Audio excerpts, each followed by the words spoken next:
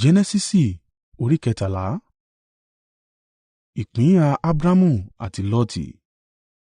Abramu sì gòkè láti Ejibiti lọ sí ìhà gúúsù, pẹ̀lú aya rẹ̀ àti ohun gbogbo tí ó ní àti Lọti pẹ̀lú. Abramu sì ti di ọlọ́rọ̀ gidigidi ní ẹran ọ̀sìn, ó ní fàdákà àti wúrà. Láti gúúsù, ó ń lọ láti ibì kan sí ibòmíràn títí ó fi dé ilẹ̀ Beteli, ní ibi tí àgọ́ rẹ̀ ti wà ní ìṣáájú rí, lágbede méjì Beteli àti Ai. Ní ibi pẹpẹ tí ó ti tẹ́ síbẹ̀ ní ìṣáájú, níbẹ̀ ni Abramu sì ń ké pe orúkọ Olúwa, àti Lọti pẹ̀lú tí ó ń bá Abramu rìn kiri, ní agbo ẹran, ọ̀wọ́ ẹran àti àgọ́. Ṣùgbọ́n ilẹ̀ náà kò lè gbà wọ́n tí wọ́n bá ń gbé pọ̀, nítorí ohun ìní wọn pọ̀ tó bẹ́ẹ̀ gẹ́ẹ́, dé bi wí pé wọn kò lè gbé pọ̀. Èdè-àìyedè sì bẹ̀rẹ̀ láàrín àwọn darandaran Abramu àti ti Lọti.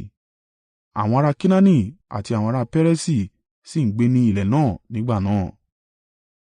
Abramu sì wí fún Lọti pé, “Èmi bẹ̀ ọ́, má ṣe jẹ́ kí èdè-àìyedè kí ó wà láàrín èmi àti rẹ, àti láàrín àwọn darandaran wa, nítorí pé ẹbí kan ni àwa ṣe. Gbogbo ilẹ̀ ha kọ́ nìyí níwájú rẹ, jẹ́ kí a pínyà. Bí ìwọ bá lọ sí apá ọ̀tún, èmi yóò lọ sí apá òsì.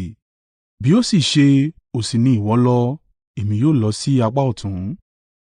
Lọtu sì gbójú sókè, ó sì rí wí pé gbogbo pẹ̀tẹ́lẹ̀ Jordani ní omi rin dáradára bí ọgbà Olúwa, bí ilẹ̀ Ejibiti ní ọ̀nà Ṣoari. Èyí ni ìṣáájú kí Olúwa tó pa Sodomu àti Gomorra run. Nítorí náà Lọti yan gbogbo pẹ̀tẹ́lẹ̀ Jordani yìí fún ara rẹ̀, ó sì ń lọ sí ọ̀nà ìlà-oòrùn. Òun àti Abramu sì pínyà. Abramu ń gbé ní ilẹ̀ Kenaani, Lọti sì jókòó ní ìlú agbègbè àfonífojì náà, ó sì pàgọ́ rẹ̀ títí dé Sodomu. Ṣùgbọ́n àwọn ọkùnrin Sodomu jẹ́ ènìyàn búburú, wọ́n sì ń dẹ́ṣẹ̀ gidigidi níwájú Olúwa. Olúwa sì wí fún Abramu lẹ́yìn ìpínyà òun àti Lọti pé, “Gbé ojú rẹ sókè nísinsin yìí, kí o sì wò láti ibi tí o gbé wà nì lọ sí ìhà àríwá àti sí ìhà gúúsù, sí ìlà-oòrùn àti sí ìwọ̀ rẹ̀. Gbogbo ilẹ̀ tí ìwọ ń wò nì ni èmi ó fi fún ọ àti irú-ọmọ rẹ láéláé. Èmi yóò mú kí irú-ọmọ rẹ kí ó pọ̀ bí erùpẹ̀ ilẹ̀, tó bẹ́ẹ̀ tí ó bá ṣe pé ẹnikẹ́ni bá lè ka erùpẹ̀ ilẹ̀. Nígbà náà ni yóò tó lè ka irú-ọmọ rẹ. Dìde, rin òró àti ìbú ilẹ̀ náà já, nítorí ìwọ ni èmi yóò fi fún.”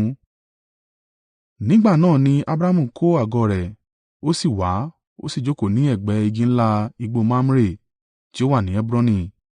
Níbẹ̀ ni ó gbé tẹ́ pẹpẹ kan sí fún Olúwa.